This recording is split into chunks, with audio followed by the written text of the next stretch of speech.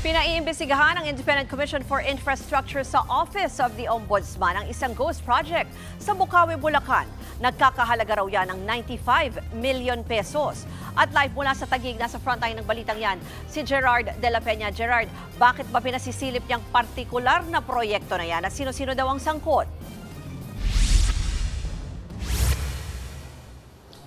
Ruth, sangkot dito o dawit nga dito yung Bulacan First District Engineering Office na pinangunahan nitong si Henry Alcantara at pati na rin ng contractor na Top Notch Catalyst Builders. Sangkot din dito si Bryce Hernandez at 7 pang mga kawani ng DPWH at ng Top Notch. Ito na yung ika-4 na referral na isinumite ng Independent Commission for Infrastructure o ICI sa Office of the Ombudsman.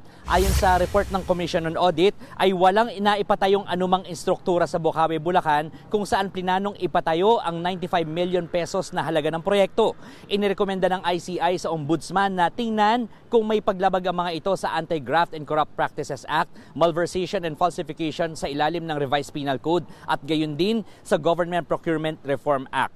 Ipinasisilip din ng ICI sa Ombudsman kung may naging paglabag naman sa Code of Conduct and Ethical Standards for Public Officials and Employees sina dating Public Works Secretary Manuel Bonoan at mga Undersecretaries na sina Roberto Bernardo at Catalina Cabral. Nilinaw naman ng ICI na hindi ibig sabihin ng mga referral na ito na kumpirmadong may paglabag sa batas ang mga nasabing individual. Dinepensahan naman ni ICI Chairman Justice Andres Reyes Jr. ang puna ng publiko na wala pa nakakasuhang mga mambabatas kaugnay sa flood control scam. Narito ang kanyang pahayag. We need whistleblowers. We need more. We need to compile more evidence.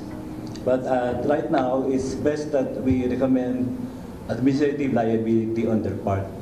As to the criminal, it can be a case built up by the Ombudsman. But we are already referring their names to the Ombudsman.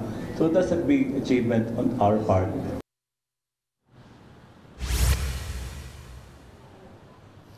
Ruth, nitong Martes, huling nagsampa ng referral itong ICI sa Office of the Ombudsman. Pero hindi naman daw ibig sabihin ito na mas mapadalas na yung filing nila. Depende pa rin daw ito sa makakalap nilang mga impormasyon at ebidensya at kung mapoproseso nila kaagad ito. At kapag nangyari yan ay agad din nila itong i-refer sa Ombudsman at hindi nila papatagalin dito sa kanilang opisina. Ruth. Yan po ang Express Report ni Gerard de la Peña.